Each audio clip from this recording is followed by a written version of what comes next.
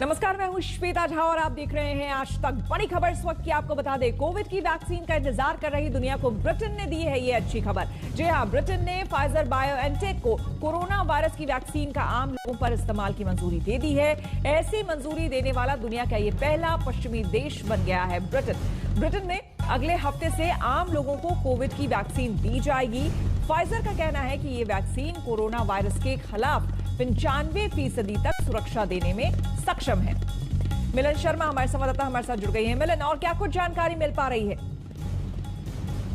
देखिए, इस वक्त ये बड़ी खबर ब्रिटेन से आ रही है, जहां पर फाइजर नाम की ये जो वैक्सीन है ये ब्रिटेन के लोगों को मिल पाएगी। एक इमरजेंसी यूज ऑथराइजेशन का प्रपोजल सबमिट किया था फाइजर और बायोएनटेक ने, जिन्होंने ये वैक्सीन बनाई है कोरोना वायरस के अगेंस्ट, और इन्हें ब्रिटेन सरकार ने अब मंजूरी दे दी है। इसका मतलब ये है कि तुरंत ही वैक्सीन की प्रोडक्शन और उसकी डिस्ट्रीब्यूशन शुरू हो जाएगी। तो ब्रिटेन के लोगों के लिए एक बहुत ही अच्छी खबर है। हालांकि जहां तक भारत का सवाल है, ये कम लग रहा है कि भारत में फाइजर की वैक्सीन आ पाएगी, क्योंकि पहले ही विशेषज्ञों ने कहा था कि ये वैक्सीन बहुत महंगी है, और उसके अलावा जो इसकी स्टोरेज है ये -70 डिग्री टेम्परेचर में स्टोर करनी पड़ती है, और 5 दिन के अंदर अंदर ही इसको इस्तेमाल भी करना पड़ता है। कुछ ऐसे इंफ्रास्ट्रक्चरल इश्यूज हैं इंडिया के पास, जिससे फाइजर की वैक्सीन महंगी भी पड़ेगी और कम जो स्टोरेज फैसिलिटीज हैं वो भी अवेलेबल नहीं होंगी। लेकिन देखना ये है, ये पहली ऐसी mRNA वैक्सीन है जिसको इमरजेंसी यूज ऑथराइजेशन दी गई है। तो ये वाकई में बहुत बड़ी खबर है। पूरा देश इस वक्त और पूरी दुनिया कोरोना वायरस की वैक्सीन ढूंढ रहा है। इसी बीच ब्रिटेन ने सबसे पहले कोरोना वायरस की वैक्सीन को मंजूरी दे दी है, तो ये लोगों को अब जल्दी टीकाकरण हो जाएगा। बिल्कुल, बहुत बहुत शुक्रिया आपका तमाम जानकारी के लिए। उम्मीद करेंगे कि जल्द भारत में भी वैक्सीन यहाँ जो बन रही है, ऑलरेडी जो यहाँ की कंपनीज है वो बना रही है, वो जल्द से जल्द यहाँ वैक्सीन आए ताकि यहाँ के लोगों को भी राहत मिले। रुक करेंगे अगली खबर का। दिल्ली में किसानों के आंदोलन का 7वां दिन है और यूपी की सीमा पर भी हंगामा हो गया है। हमारे संवाददाताओं की ये ground report. Delhi Noida border पे 700 लोगों के लिए खाना अभी तैयार किया जा रहा है। यहाँ आए हुए किसानों का कहना है कि ये प्रोटेस्ट किसानों द्वारा की जा रही है, किसानों के लिए, और यहाँ से कोई भी जन भूखा नहीं जाएगा। 4 महीने का राशन उनके पास ऑलरेडी रखा है। अगर जरूरत पड़ी तो अगले 6 महीने का राशन भी वो मंगवा सकते हैं। इस समय किसानों का कहना है कि केंद्र सरकार को जरूरी है इनकी बातें सुनना। अगर केंद्र सरकार इनकी बातें नहीं सुनेगी तो जब तक इनको डेरा जमा के रखना है तब तक ये यहाँ पे डेरा जमा के रखेंगे। खाने पीने की कोई कमी नहीं होगी। अब सभी लोगों की निगाहें टिकी हैं कल 12 बजे की उस मीटिंग पे, जो केंद्र सरकार की किसानों की जो यूनियन है, किसान एसोसिएशन जो है, उनके साथ जो मीटिंग होगी। लेकिन लोगों का मानना है कि अगर सरकार ने उनकी बात नहीं सुनी तो जिस तरीके से अभी ये बॉर्डर बंद है, उस तरीके से दिल्ली के तमाम बॉर्डर को बंद कर दिया जाएगा, और जहाँ पे किसान टिके हुए हैं वहाँ पे वो उसी तरीके से टिके हुए हैं। ऐश्वर्या पालीवाल, आज तक के लिए, कैमरा पर्सन रितेश मिश्रा। नोएडा से दिल्ली जाने से पहले 2 बार सोच लीजिए, और अगर सड़क यातायात अवॉइड कर सकते हैं तो अच्छा होगा, खासतौर से सुबह, क्योंकि आपको दिखाती हूँ मैं कि किस तरह की ट्रैफिक है यहाँ पे।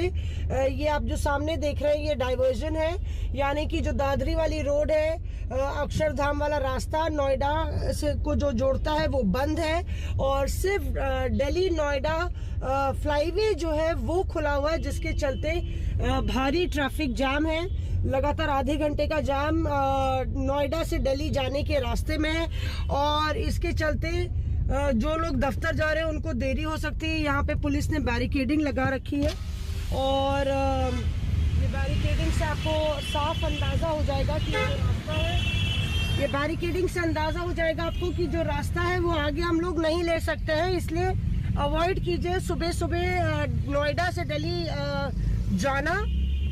अब आगे कितना ट्रैफिक रहेगा इसका तो अंदाजा नहीं है, पर लगातार अगर गूगल पे देखें तो आधे घंटे का ये जाम दिखा रहा है, जिसके चलते सड़क पर तमाम यात्रियों को दिक्कतों का सामना करना पड़ सकता है। मौसमी सिंह, नोएडा, आज तक।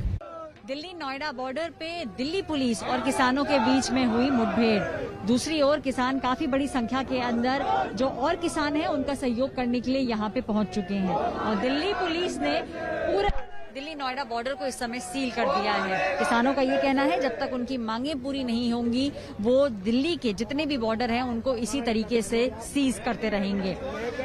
सरकार और किसानों के बीच में बातचीत हुई लेकिन उसका कोई हल नहीं निकला। अब दूसरा राउंड बातचीत का कल होगा यानी कि 3 दिसंबर को। किसानों का कहना है कि राशन वो लेके आए हैं, जब तक सरकार उनकी मांगे नहीं मानेगी तब तक वो इसी तरीके से दिल्ली को हर तरफ से घेर के रखेंगे।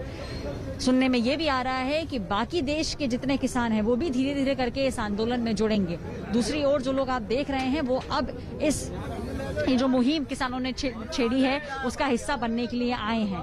किसानों का कहना है कि इसी तरीके से पूरे बॉर्डर को वो रोक के रखेंगे जब तक कि सरकार उनकी मांगें पूरी नहीं करेगी। सरकार का कहना है कि एमएसपी के ऊपर बात हो सकती है लेकिन जो लॉ आया है उसको वापस सरकार नहीं लेगी।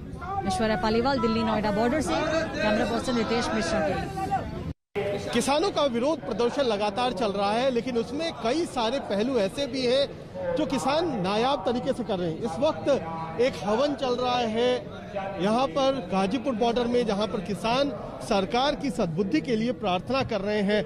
आप लोग आहुति डाल रहे हैं, इसका क्या मतलब है? ये मोदी जी की बुद्धि शुद्धि हो जाए इसके लिए आहुति दे रहे हैं। वातावरण के वायु की शुद्धि हो और जो हमारी प्रशासन है उसे भी भगवान सद्बुद्धि दे, किसान परेशान ना हो, किसान को भी सद्बुद्धि दे, कोई चीज चलेगा विवाद ना हो, शांतिपूर्वक समस्याओं का समाधान हो, किसान को भी बुद्धि दे, प्रशासन को भी बुद्धि दे। प्रशासन किसान सबको सद्बुद्धि दे, वातावरण शुद्ध हो, किसी भी तरीके का कोई विघ्न ना पड़े, विघ्न हरता ये एक तरीके से यज्ञ इस समय चल रहा है। पंडित जी वेद ऋचाएं लगातार माइक पर पढ़ते चले जा रहे हैं और तमाम जो किसान हैं यहाँ पर इकट्ठा होकर के वो अपनी आहुति यज्ञ में डाल रहे हैं। तो ये कोशिश है कि सरकार के तक आवाज पहुंचाई जाए, भगवान तक आवाज पहुंचाई जाए और वातावरण शुद्धि हो।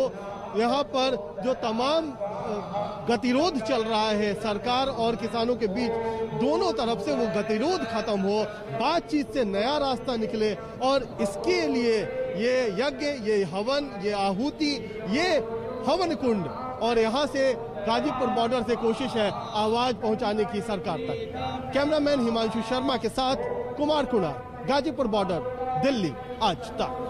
टीकरी बॉर्डर पर किसानों का लगातार छठे दिन धरना प्रदर्शन जारी है। दोनों तरफ की सड़कें बंद हैं। यहाँ पर पुलिस प्रशासन पूरी तरीके से मुस्तैद है। पुलिस प्रशासन लगातार किसानों से बातचीत कर रही है और उसकी कोशिश है कि वो किसानों को समझा सके।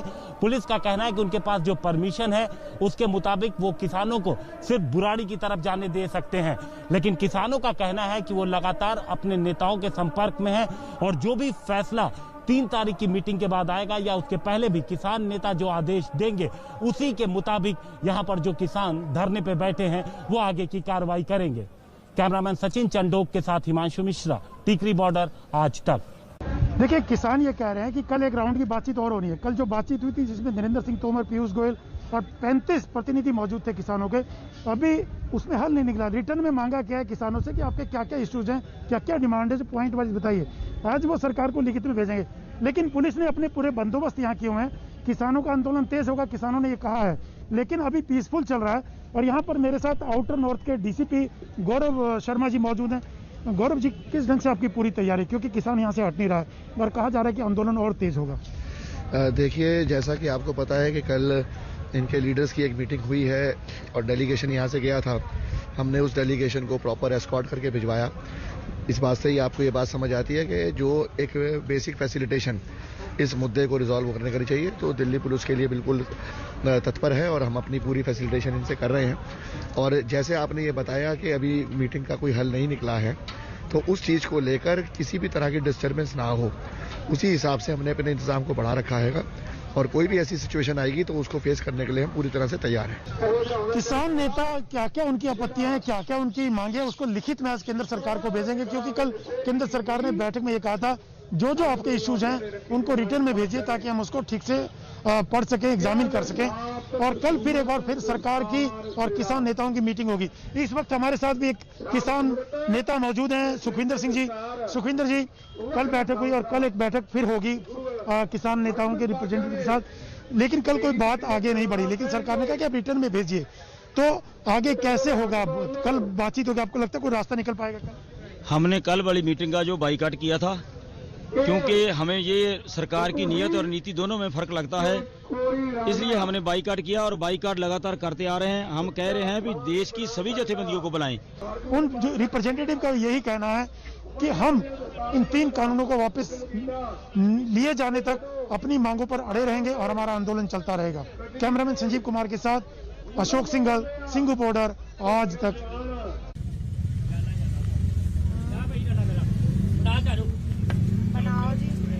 ना क्या है ਤੁਹਾਡਾ? ਲੱਖਾ ਸਿੰਘ ਜੀ ਤਲਵੰਡੀ। ਕਿੱਥੋਂ ਤੇ ਆਏ ਹੋ? ਅਸੀਂ 27 ਤਰੀਕ ਦੇ ਆਏ ਆ, ਜਨਰਲ ਸਕੱਤਰ ਲੱਖਾ ਸਿੰਘ ਤਲਵੰਡੀ। ਤਲਵੰਡੀ ਤੋਂ ਆਏ ਹੋ? ਹਾਂਜੀ ਹਾਂਜੀ, ਜਨਰਲ ਸਕੱਤਰ। ਤੁਸੀਂ ਤੁਹਾਡੀ ਵੋਟੀ ਦੀ ਫੋਟੋ ਲੈ ਕੇ ਆਏ ਹੋ? ਹਾਂਜੀ, ਇਹ ਸਾਡੇ ਬੜਗੇ 'ਚ ਰਹਿੰਦੀ ਹੈ ਜੀ। ਹਾਂਜੀ। ਕਿੱਦਾਂ ਲੰਮਾ ਰੁਕਣਾ ਹੈ ਇੱਥੇ?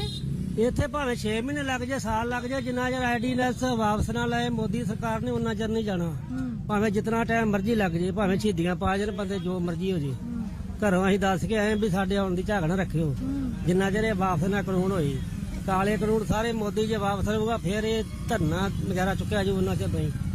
ਤੁਸੀਂ ਕੀ ਕਿਹਾ ਤੁਹਾਡੀ ਵੋਟੀ ਨੂੰ? ਉਹਨੂੰ ਮੈਂ ਕਿਹਾ ਵੀ ਆਉਣ ਦੀ ਝਾਕ ਨਾ ਰੱਖੀ, ਅਸੀਂ ਹੁਣ ਪੱਕੇ ਚੱਲੇ ਆ, ਮੰਜਾ ਖੜਾ ਕਰ ਰਹੇ ਆ, ਜੀਤੇ ਸੌਂਦੇ ਹਾਂ ਵੀ ਜੇ ਆਵਾਂਗੇ ਤੇ ਡਾਵਾਂਗੇ, ਨਹੀਂ ਤੇ ਖੜਾ ਹੀ ਰਹਿਣ ਦੀ। ਖੜੇ ਕਰਕੇ ਮੰਜੇ ਆ ਗਏ, ਪੱਕੇ ਡੇਰੇ ਲਾਉਣ। ਮੈਡਮ ਨੇ ਕੀ ਕਹਿਤਾ? ਮੈਡਮ ਆਦੀ ਕੋਈ ਡਰ ਨਹੀਂ ਪਾਓ, ਸ਼ਹੀਦੀਆਂ ਤੁਸੀਂ ਅਸੀਂ ਕੁਰਬਾਨ ਹੋ ਜਾਓ, ਕੋਈ ਬਾਤ ਨਹੀਂ, ਐਡੀਨਾ ਤਾਂ ਵਾਪਸ ਕਰਾਓ। ਉਹਨਾਂ ਦਲੇਰੀ ਦੇ ਕੇ ਘਲਾਇਆ ਵੀ ਠੀਕ ਆ, ਸ਼ਗਨ ਵਗਨ ਖੰਡ ਖਵਾ ਕੇ ਤੋਰਿਆ कि जाओ तो ये मैदान च जंग करो। कड़ाके की ठंड के बीच देश भर के जो किसान हैं वो पिछले 7 दिन से आंदोलन कर रहे हैं, विरोध प्रदर्शन कर रहे हैं। इस वक्त हम मौजूद हैं सिंघू बॉर्डर पर। सुबह का वक्त है, आप देख सकते हैं कि जो तमाम किसान हैं वो अब उठ चुके हैं, लेकिन जो लड़ाई है पिछले 7 दिन से लगातार किसान कर रहे हैं कि कृषि कानून का जो बिल है उसके अंदर कई सारे प्रावधान है जिसको सरकार जो है वो वापस ले। कल इसको लेकर के बैठक भी जो कि बेनतीजा निकली। फिलहाल आप देख सकते हैं किस तरीके से जो किसान सड़कों पर सो रहे थे, अब उनके लिए यहाँ पर टेंट की व्यवस्था जो है वो की गई है ताकि इस कड़ाके की ठंड से किसान जो है वो बच सकें, क्योंकि लगातार तापमान में जो है गिरावट जो है वो दर्ज की जा रही है। अब फिलहाल एक बार फिर कल जो है इसको लेकर के किसानों के साथ सरकार की एक बार फिर बातचीत जो है वो होगी। उसके बाद ही ये फैसला लिया जाएगा कि क्या आगे की रणनीति जो है वो तैयार की जाए, क्योंकि कल जिस तरीके से किसानों की सरकार के साथ बातचीत हुई वो बेनतीजा निकली। अभी भी किसानों को उम्मीद है कि सरकार के साथ जो कल बातचीत होनी है उसमें सरकार इन पहलुओं को समझे और उसके बाद फैसला जो है वो लिया जाएगा। कैमरा पर्सन पवन के साथ सुशांत मेहरा, दिल्ली, आज तक। हम रुकेंगे एक छोटे से ब्रेक के लिए, बने रहे हमारे साथ, देखते रहिए आज तक। नमस्कार, मैं हूं अंजना ओम कश्यप। हमें उम्मीद है ये वीडियो आपको पसंद आया होगा। लेटेस्ट खबरों के लिए यूं ही देखते रहिए आज तक, और इस वीडियो के पसंद आने पर लाइक, शेयर एंड सब्सक्राइब करना ना भूलें।